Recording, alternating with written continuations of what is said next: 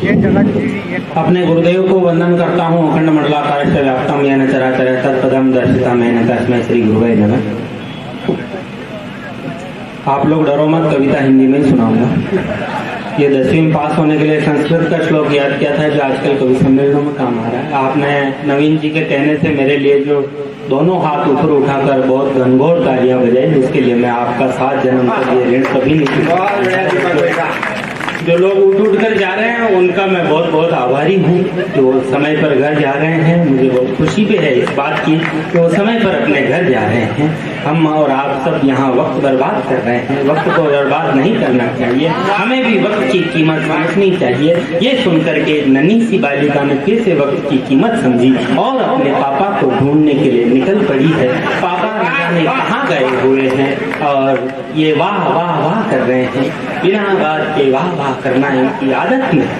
इन्होंने कवित्री से बहुत तगड़ी वाली नोक झोंक की थी। इधर से कवित्री ने भी म्याऊं म्याऊं किया था, इधर इन्होंने भी वाव वाव किया था। बहुत जोरदार नोकझोंक हुई थी, बहुत तगड़ी वाली नोकझोंक हुई थी। इसे कव्वाली मुकाबला कहा जाता है। हमारे कवि सम्मेलनों में बहुत अच्छी पंक्तियां पढ़ी भाई। क्या नाम, नवीन सारथी जी ने नफस नफस में बिखरना कमाल होता है। बहुत बढ़िया शेर आपने वाला पढ़ा है, बड़ा अच्छा लगा और बहुत ही बढ़िया कार्यक्रम। ये बच्चा जो घुटनों के बल ऊपर उठ गया है, ये मेरी कविताओं का प्रभाव है और कुछ नहीं है इससे ज्यादा।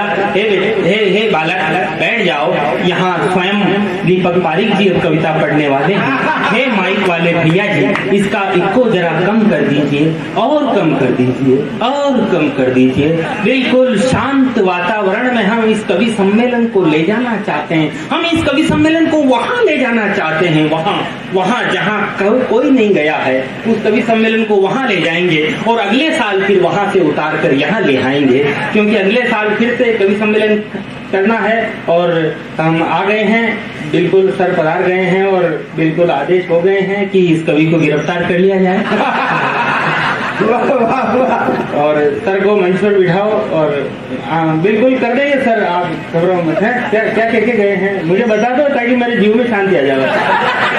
अच्छा मैं बहुत बढ़िया पढ़ रहा हूँ। वो कह के गए हैं सारे कवियों का खाना सुबह खाने में। हाँ वही है, समझ में आ गई। वही बनने बीनी थी की दाल, बनने खानी थी की चाय, खाने में यही होता है। मतलब मैं व्यक्तिगत अनुभव शेयर नहीं कर रहा हूँ, जो गए हैं उनकी अनुभव बता रहा हूँ। बहुत बढ़िया है। और माइक ये कैमरे वाले भैया की आंखों में अब निद्रा आ चुकी है, आंखें मच मच कर रही है। बिल्कुल बढ़िया लग रहा है, बहुत बढ़िया इधर आयोजक क्रम से बैठे हुए हैं। बहुत बढ़िया कार्यक्रम, मैं तो कह रहा हूँ इतना अद्भुत कार्यक्रम हो रहा है, बहुत शानदार कार्यक्रम हो रहा है। इधर जनरेटर की धू धू करती हुई ध्वनि माइक तक आ रही है और वो कवियों मतलब आनंद, आत्मा को अति आनंद और अति उत्साह के अंदर ले जा रही है। बहुत सारे लोग जो उठ कर जा रहे हैं, उधर ढोलक का आनंद ले रहे थे इतनी देर। इधर मौत के कुएं की आज व्यवस्था नहीं हुई, बाकी मौत का कुआं भी होता ही है कवि सम्मेलनों में।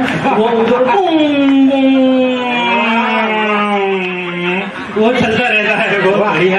वो आज आनंद नहीं आ रहा है। मैं इस कवि सम्मेलन में एक बहुत अच्छी कविता से मैं अपने काव्य पाठ की शुरुआत करना चाहता हूँ। मैं उस कविता से अपने काव्य पाठ की शुरुआत करना चाहता हूँ जिस कविता के कारण मैंने देश के बहुत बड़े बड़े मंच पढ़े हैं। और आज मैं उस अपनी सर्वश्रेष्ठ कविता को आपके बीच में पढ़ना चाहता हूँ, क्योंकि आप वीकेंड के सर्वश्रेष्ठ श्रोता हैं। आप इतने श्रेष्ठ श्रोता हैं कि हिंदुस्तान में आप जैसे कोई श्रेष्ठ श्रोता नहीं है। ना दिल्ली में है, ना फरीदाबाद में है, ना लखनऊ में है, ना झांसी में है, ना कलकत्ता में है, ना मुंबई में है।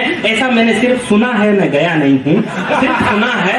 इसलिए बातों के आधार पर मैं कह रहा हूँ कि आप बहुत श्रेष्ठ श्रोता हैं। ऐसे श्रेष्ठ श्रोताओं के बीच में और ऐसे बिल्कुल क्रियाशील कैमरे वाले के सामने मैं वो कविता पढ़ना चाहता हूँ। अद्भुत कविता, वीर रस की कविता है, जिसको सुन करके आपके लोगों के अंदर खून दौड़ने लगेगा। मैं वो वीर रस की कविता सुनो वाली के सुमित्रा, सुनो सुनो विश्वामित्र की तपस्या भंग करने वाली सुमित्रा, सुनो सुनो विश्वामित्र की तपस्या जो आज उन्होंने भंग की है, वो तपस्या भंग करी हुई रहेगी अब जिंदगी भर। और तो अच्छा ये तो तपस्या भी मतलब ये इन्होंने तपस्या की थी एक बार, ऐसा है। बहुत बढ़िया। मैं उस वीर रस की कविता से अपने काव्य पाठ की शुरुआत करना चाहता हूँ और